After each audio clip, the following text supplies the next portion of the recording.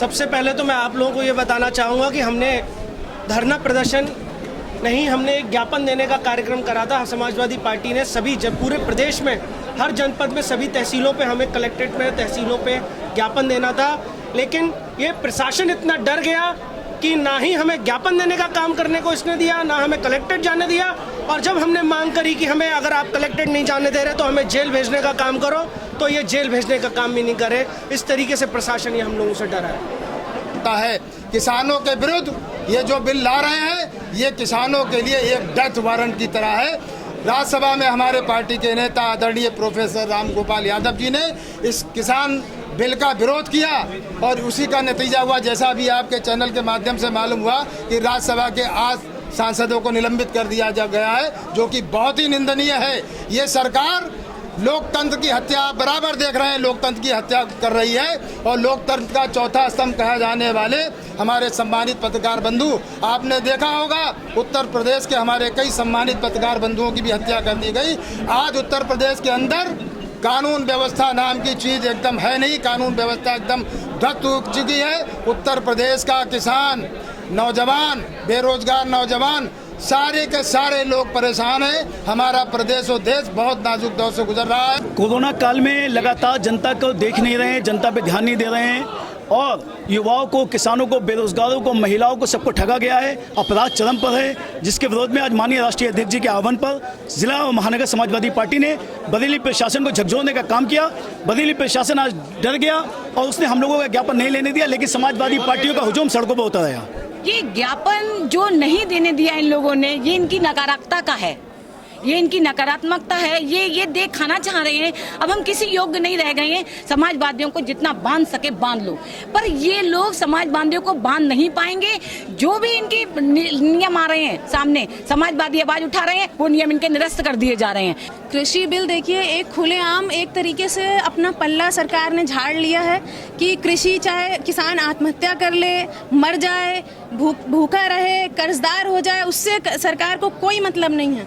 Lockdown के दौरान जब लोग भूखे मर रहे हैं, रोजगार नहीं है, व्यापार चौपट हो गए हैं, इस दौरान इनको क्या जरूरत पड़ गई थी ये बिल लाने की और उसको पास करवाने की। समाजवादी पार्टी अब पूरी तरीके से आंदोलन के लिए तैयार है। हर वर्ग की लड़ाई समाजवादी पार्टी लड़ेगी, चाहे रोड पे आना पड़े, लाठी खाना पड़े, जेल जाना पड़े। हम समाजवादी उस चीज़ के लिए पूरी तरीके से तैयार हैं, पूरी मजबूती के साथ तैयार है।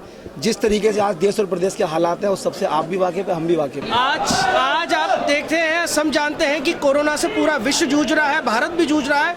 98,000 केस एक दिन में निकल रहे हैं और इस कोरोना में जो आपदा में अवसर की बात करते हैं इन्होंने, उसमें सबसे ज़्यादा अव्यवस्थाएं होने का काम हुआ है। आप देख रहे हैं कि सरकारी अस्पतालों में या निजी अस्पतालों में जो कोविड-19 के अंदर आते हैं, उनके गाइडलाइंस के स्वरूप चल रहे हैं, उनकी लापरवाही के चलते न जाने कितने लोगों ने आत्महत्या करने का काम करा है। उनकी जवाबदेही कौन करेगा? सरकार मौन बनी हुई है।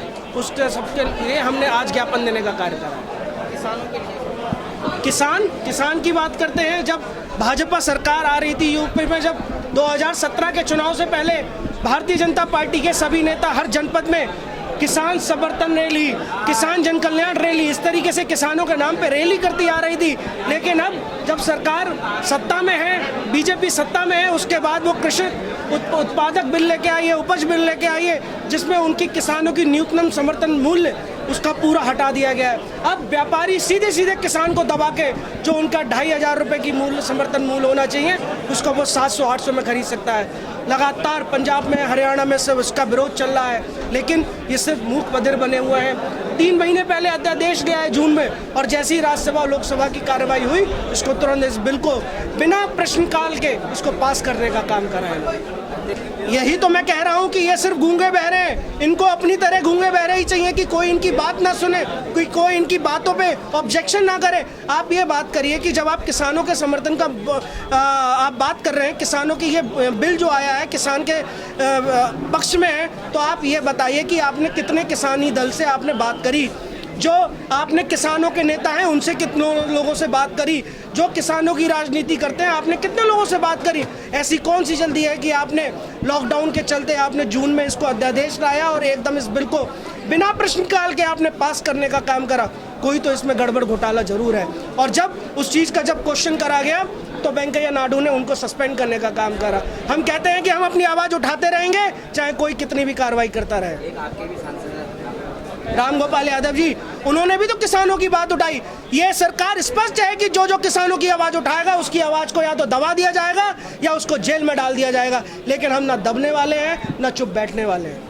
अगर आपकी मांग को पूरा नहीं किया तो आगे भी आंदोलन करेंगे। हम आगे आंदोलन करेंगे। हमने आज ज्ञापन के माध्यम से इनको समय दिया है। अगर ये हमारी मांगों पे खरे नहीं उतरते हैं, हमारी मांगे नहीं मानते हैं, अगर ये किसानों के बारे में नहीं सोचते हैं, अगर अपनी पुलिस प्रशासन की प्रणाली को सही नहीं करते हैं, अगर ये अस्पतालों पे नकेल नहीं कसते हैं, तो हम आगे फिर आंदोलन करेंगे, आगे फिर धरना प्रदर्शन करेंगे। अभी इन्हें हमारे देश और प्रदेश के नौजवानों से, किसानों से, बेरोजगारों से, महिलाओं से, छात्रों से कोई मतलब नहीं है। हमारे माननीय मुख्यमंत्री जी ने अभी ये घोषणा कर दी, फिल्म सिटी बनाने जा रहे हैं बड़ी। हमारे देश प्रदेश का किसान परेशान है, नौजवान परेशान है, बेरोजगारी बढ़ती जा रही है और आप फिल्म सिटी बनाने की बात कर रहे हैं। बरेली के हालात देख लिए, कितने महीने हो गए कहीं आप निकल सकते हैं? सारे के सारे रोड खोद के रख दिए, बुरा हाल कर दिया है।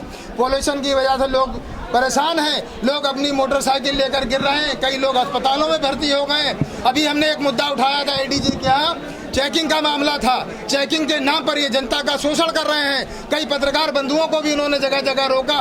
एक एक बाइक के ऊपर 10-10 सिपाही डट जाते हैं और वो जब भागते हैं, गिर गए, वो उनके चोटें लगी, वो अस्पतालों में भर्ती हुए।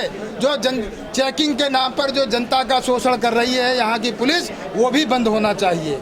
और जनहित के जो भी मुद्दे हैं, आगे भी समाजवादी पार्टी के लोग, आज तो हमारा धरना प्रदर्शन नहीं था, सिर्फ जिलाधिकारी के माध्यम से ज्ञापन देने का प्रोग्राम था।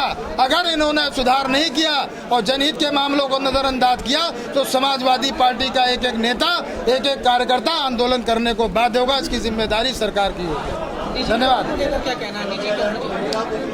देखिए, हमारे देश और प्रदेश की सरकार निजीकरण के नाम पर इन्होंने सारे के सारे संस्थान इन्होंने निजी हाथों में सौंप दिए हैं और निजी हाथों में सौंपने की वजह से हमारे देश में बेरोजगारी बढ़ गई है। मुल्क की आज़ादी के बाद सबसे बड़ी बेरोजगारी आज हमारे देश और प्रदेश में है। 5 साल की जो संविदा की बात करी, हमारे राष्ट्रीय नेता, राष्ट्रीय अध्यक्ष आदरणीय अखिलेश यादव जी को जैसी पता चला, उन्होंने कहा जिस दिन मैं सरकार में आऊंगा उसी दिन इस अध्यादेश को पलट दूंगा। और उन्होंने कहा मैंने रोजगार देने की बात की थी, रोजगार भी दिया, बेरोजगारी भत्ता भी दिया, कन्या विद्या धन भी दिया, विधवाओं को पेंशन भी दी। 100 डायल की सुविधा जो हमारे पूरे एशिया की सबसे हाईएस्ट टेक्नोलॉजी की सुविधा है, 100 डायल की सुविधा दी, उसे 112 कर दिया इन्होंने। 109 की सुविधा दी, वुमन पावर की सुविधा दी, सारी की सारी सुविधाएं तो वही है। इन्होंने बात यह है कि अपना लेबल लगा के उसे बदल के रख दिया इन्होंने, लेकिन वो दिन दूर नहीं है। 2022 याद रखिए, जनता सिर्फ और सिर्फ हमारे जो युवा नेता हैं अखिलेश यादव जी की तरफ देख रही है और 2022 में उत्तर प्रदेश के अंदर इन्हें धूल चटाकर रख देंगे और इनके ताबूत में आखिरी कील ठोकने का काम करेंगे समाजवादी पार्टी। समाजवादियों की पहचान है, हर जोर जुल्म की टक्कर पर संघर्ष हमारा नारा है। समाजवादी पार्टी का एक एक नेता, एक एक कार्यकर्ता इस पुलिस प्रशासन की लाठी डंडों से डरने वाला नहीं है। अगर इन्होंने सुधार नहीं किया तो हम यहाँ की जेलों को भर देंगे। लाठी डंडे की तो हम परवाह करते ही नहीं है। समाजवादी को पहचान, हम लोगों ने जेल काटी है, इसकी परवाह हम बिल्कुल नहीं करते हैं। मैं ये कहना चाहती हूँ कि अगर आज का कार्यक्रम सफल हमारा हुआ है, इन्होंने ज्ञापन नहीं देने दिया, आ गए यहाँ पर, और आगे अगर नहीं होने दिया तो जेल भर जाएंगी महिलाओं से, क्योंकि महिलाओं का शोषण जितना बीजेपी में हो रहा है किसी सरकार में नहीं हो रहा है। ब्राह्मणों की हत्याएं निरंतर हो रही हैं। समाजवादी पार्टी ने भगवान परशुराम की छुट्टी दे करके ये सिद्ध कर दिया कि समाजवादी ही ब्राह्मणों का सम्मान करती है, और बीजेपी ने आज ये सिद्ध कर दिया कि हर आदमी परेशान है, एक धर्म परेशान नहीं है, हर आदमी परेशान है। बीती सरकारों से जो लोगों ने धन कमाया, उस धन से आज वर्तमान सरकार में अपना पेट यापन कर रहे हैं। इनकी सरकारों में किसी की कमाई नहीं हुई है, कोई कमाई नहीं हुई, किसी धर्म की कमाई नहीं हुई है। कोई देखिए, लाठी चार्ज के लिए तो जब हम लोग ज्ञापन देने गए, इन्होंने महिला पुलिस को आगे कर दिया, हमको भी धक्का दिया, लेकिन जब हमें धक्का दिया, हम 2 महिला पुलिस को लेके गिर पड़े, तो हम लोग तो वो समाजवादी हैं। अगर गिरेंगे तो 4 को गिरा के गिरेंगे, अकेले गिरने वाले नहीं है। आने वाले समय में समाजवादी इतनी ताकत को दिखा देगी कि समाजवादी की ताकत क्या है। ये योगी सरकार, मोदी सरकार, तंत्र मंत्र की सरकार है, इसके पास कुछ नहीं हैगा। इसको हट। आप इस चीज़ पे देखिए कि किसान इतना विरोध कर रहा है, क्यों विरोध कर रहा है? किसान को इन्होंने बताया नहीं है कि ये बिल क्या है, कि इसके पॉइंट्स नहीं बताए हैं किसानों को। किसान को जिस तरीके से इन्होंने परेशान किया है वो इन्होंने अपनी खुद ही शुरुआत कर ली अपनी सरकार गिराने की। किसान को अगर इन्होंने परेशान किया, अन्नदाता का इन्होंने अपमान किया है, तो ये इन्होंने जो है अपना पतन की शुरुआत की है भारतीय जनता पार्टी। किसानों के विरोध में एक बिल पास हुआ है जिससे जो किसान हैं देश के, आपने देखा होगा अभी बहुत ही ज़्यादा जीडीपी नीचे आ गई थी और किसान की वजह से हमारे अर्थव्यवस्था सुधार रहा। लेकिन अगर किसान ना होते तो अर्थव्यवस्था और नीचे गिर जाती है ना। तो उन्होंने जो किसान के मुंह पे ऐसा बिल मारा है जिससे किसान परेशान हो गया है। प्राइवेट सेक्टर को सब चीज़ बेचते जा रहे हैं, निजीकरण करते जा रहे हैं। छात्रों को जो बीएड की छात्र हैं उनकी प्रवेश परीक्षा हो गई है, उनका 0% फीस पे एडमिशन नहीं ले रहे हैं। और बाकी आप देख ही रहे हैं, पुलिस वाले हो, चाहे राजस्व विभाग हो, चाहे मास्टर हो, उनको सबको 50 साल में रिटायर करने का जो फरमान जारी किया है ये बहुत गलत है। समाजवादी पार्टी हमेशा इसकी आवाज़ उठाती रहेगी और जब तक ये सारे बिल वापस नहीं लिए जाएंगे तब तक समाजवादी पार्टी सड़कों पे आंदोलन करेगी। आज किसानों का मुद्दा हो, नौजवानों का मुद्दा हो, किसी मुद्दे को आप ले लीजिए, इस सरकार ने ऐसी लूट खसोट मचा रखी है, ना ही किसानों को कुछ भला कर पा रही है, ना ही नौजवानों को कुछ भला कर पा रही है। इसके विरोध में आज पूरे प्रदेश में तहसील स्तर पर जो धरना दिया गया है वो सभी धरने कामयाब रहे हैं और कामयाब रहेंगे और आगे भी जो भी राष्ट्रीय अध्यक्ष जी के आदेश होंगे हम सबका पालन करेंगे और इसी मजबूती से डटकर हम मुकाबला करेंगे। धन्यवाद। युवा छात्र जो पकौड़े बेच रहे हैं, युवा छात्र पकौड़े नहीं बेचेंगे तो क्या करेंगे आप बताइए। मोदी जी का नारा तो आप सभी को यहाँ सभी को मालूम है। मोदी जी ने रोज पढ़े लिखे नौजवान से उन्होंने पकौड़े तलवा दिए, पढ़े लिखे नौजवान से उन्होंने जो है ठेले लगवा दिए। इससे ज़्यादा स्थिति और क्या खराब होगी देश की। और पूरा प्रदेश इस महामारी से गुजर रहा है, उसका कोई जो है इलाज नहीं है, उसका कुछ नहीं है। बस अपना सारा काम उनका चालू है, सिवाय युवाओं के और किसानों के लिए कोई भी वो आवाज़ नहीं उठा रहा है। गुंडागर्दी बिल्कुल चरम सीमा पे है। आए दिन मर्डर ऐसे हो रहा है जैसे आलू गाजर काटी जा रही रोड पर। ब्राह्मण समाज को तो पीछे ही ले लिया है पूरी तरीके से।